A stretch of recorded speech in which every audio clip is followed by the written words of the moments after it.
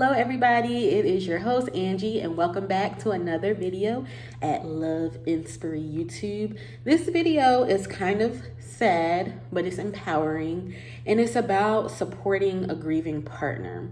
So for those who don't know, on April 3rd, 2020, I lost my mother-in-law. And she wasn't just my mother-in-law. I didn't just know her as a daughter-in-law. I knew her, well, she knew me as a little small child. I just so happened to fall in love with her husband. I grew up in a church with them, so I've been knowing them for a very, very long time. So it was very sad for all of us to lose such a strong, such a powerful woman to such a nasty thing such as COVID-19. And she was truly remarkable. She was truly a Proverbs 31 woman. She exemplified everything that a wife should do, that a mother should do, a friend, a sister, an in-law. She was really all that and more. You know how some people talk about somebody and they're like, they were this and that, and they're just saying it. Like, I can truly mean what I'm saying when I'm talking about my mother-in-law. And it's not surprising that God saw fit to call his angel back home to dwell amongst him. He was like, you don't even have to go through this protesting and everything that is about to happen in this world, because he already knew about it. And he saw fit to take that precious angel, and we mourn, but we understand that she's not mourning, and for that we're happy for her, and we can have encouragement in our lives as well to know that she is somewhere where there's no hurt, where she doesn't have to worry about can she breathe, where there's no pain, where she doesn't have to worry about the things that were happening in her life and that's happening in the world right now. And so I'm presenting this because so many people are dying. So many people are losing their loved ones. And a lot of the times grief can affect a marriage. Just like anything, just like finances, just like infidelity, just like children, grief can impact your relationship if you don't know how to handle it. And so your partner that has lost somebody, they can become snappy. They can become angry and have a lack of patience. And my company is about strengthening relationships.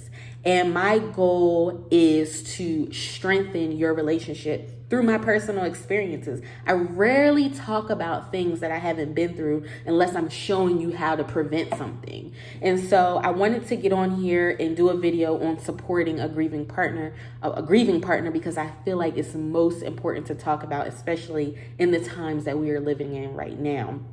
We're trying to save marriages. And the first thing that I want to talk about on my list is making yourself available, making yourself accessible to your partner. So if you're new to me, my husband and I, we have this code phrase when we really need to talk about something, and we say, I need a session. And that's our way of saying, put your phone down, put your tablet up, cut the TV off, because I need your undivided attention. That's how we communicate when it's something serious. It's I need a session, stop, drop, and roll. No pun intended to our last name. But so we do that. And when I say make yourself accessible, that's what I'm talking about. Stop, dropping, and rolling, and being there for that person, being there to listen. You don't always have to have the words. I haven't lost my mother, and I don't want to go through that pain anytime soon. So I don't know what it feels like. I don't have the words for him to comfort him. I'm his wife. I can't fill the void of being his mother. And so I don't always have the words. And making yourself accessible is just listening. There's days where he's up, he's doing really well. And then there's days where it just hits him like a ton of bricks. And he's not that well. He's not that great. He may be a little short fused and whatever the case may be, which is well okay. It's only been 2 months. And that brings me into my next point of understanding that you can't tell a person how long that they should be grieving. Let me repeat that again. Especially if you've never been through it. I can't tell my husband, because this is going to cause confusion in the marriage, in the relationship. You know what? You should be getting past that by now. I can never fix my lips to say that to him. As his wife, he can grieve as long as he needs to. Fortunately, he's a preacher, so he understands death and the concept and all that good stuff. But he's still a human being. He was still a son first. He's still a brother to his siblings. He's still a son to his father. He's still a husband. He's doing everything that he possibly can while coping with the death of his mother. And if you've never been through it, you can't tell somebody how to process it. You can't tell somebody you may get over something quicker, whereas somebody else may not. So you have to have patience and compassion when dealing with the situation. You have to understand that time has to do its thing. I don't necessarily think that you wake up in, let's say, 2-5 years and you say, oh, my mother is gone, I'm okay with that. I feel like it's something that kind of stays with you for the rest of your life. It's not something that, I hate to say, because I've never been through it, I don't know. Like, I don't know if it gets easier with time, like I hear people say. I just think it's something that you learn to manage. It's something that you learn to accept. It's something that you learn to deal with. And I think that's what it is. So don't force your partner to stop grieving when you think that they should be ready. And that's my advice on that. Also, focus on the good of the person that passed away. One thing that I do with my husband, or I did maybe like maybe within the first day, or, you know, maybe a week after or something, I explained to him, he already knew how wonderful his mother is. And sometimes we can be harder on ourselves than other people are on us. And my husband is one of those people. And I had to explain to him that he has her greatness in him. You know, he has the ability to give people the benefit of the doubt. Now, he's not stupid. He just understands that you never know what is causing a person to do or act the way that they are acting. You know, I'm still trying to get there. I call, if it looked black to me, it's black. I'm still trying to get to that process. That's why he is my better half. He is the better side of me, because he helps me see things from a different standpoint. He has those qualities, and my mother-in-law was like that. You know, I never really heard her say anything bad about somebody. My husband is the same way. You have to really piss him off. And I mean, really piss him off for him to say something about you.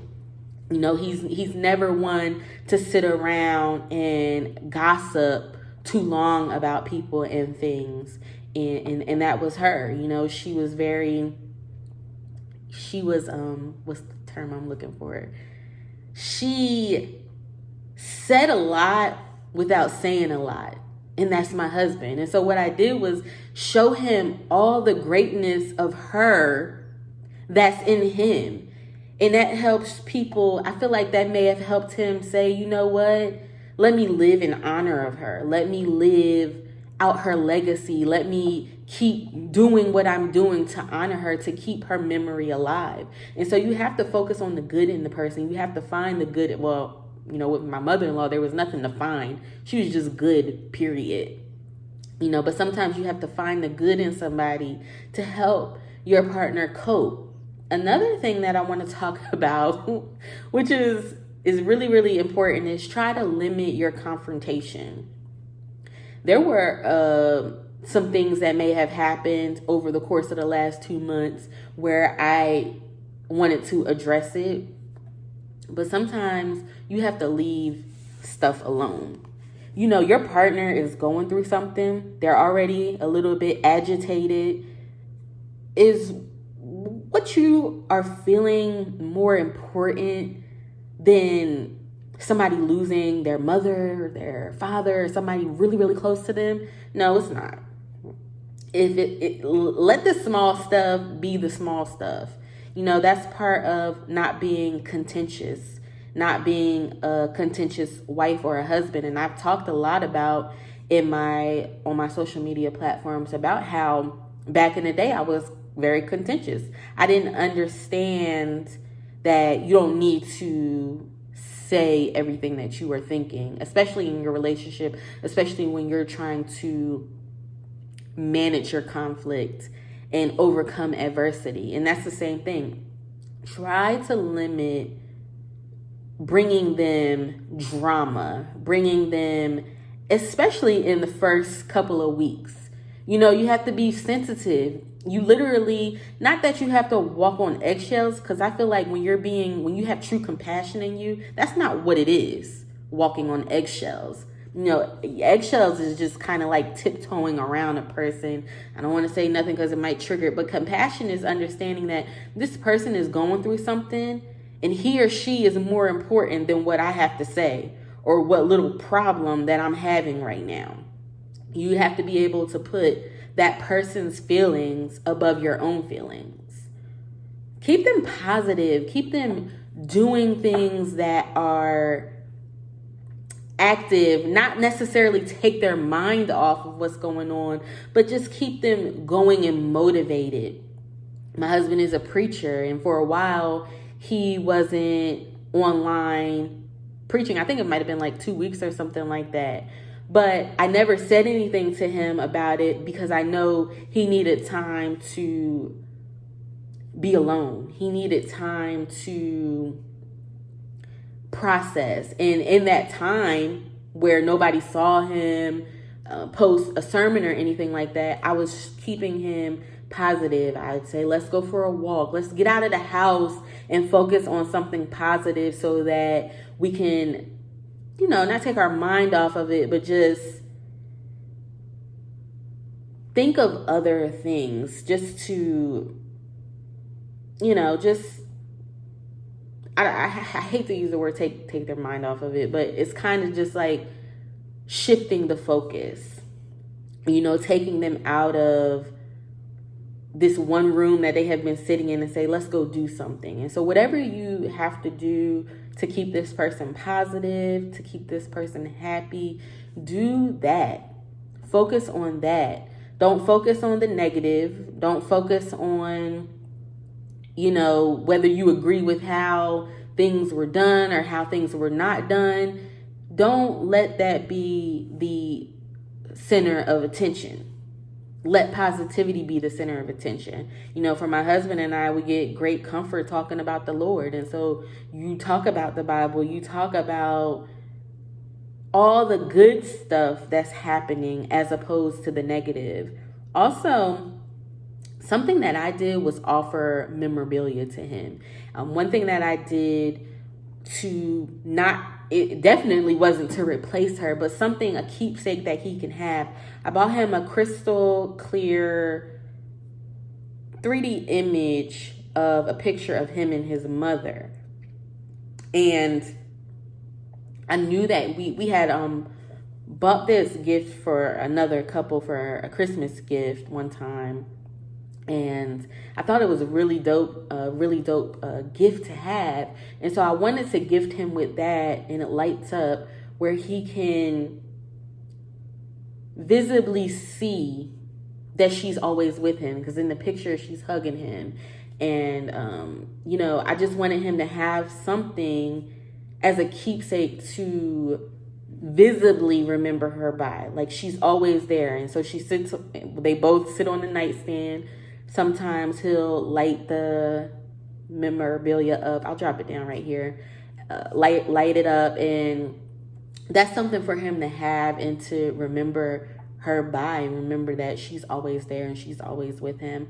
Also, you have to continue to be supportive. It may be 2, 3, 4, 5, a year down the line. Be patient, be kind, and be gentle with this person.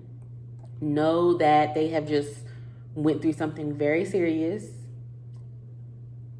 Remain supportive. Whatever you can do, communicate. If they need you to listen to them, listen to them.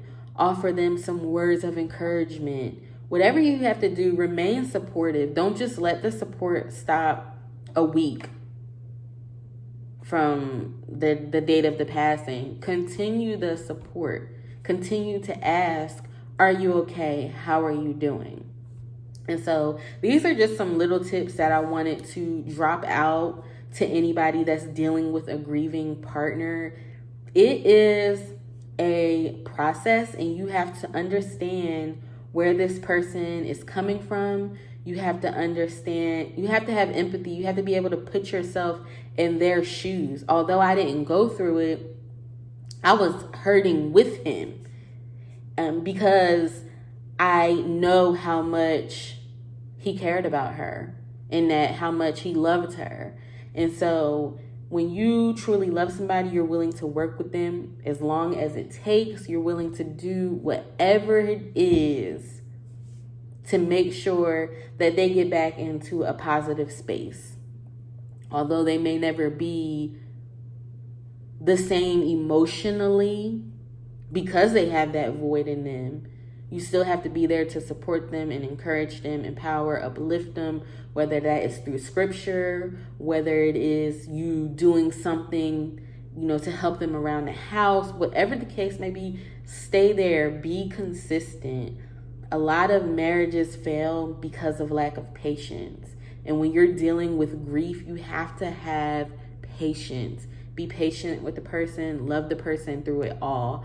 I just want to end by saying that I truly want people to understand support in overcoming relationship adversity, being patient in tribulation, and always continuing to pray.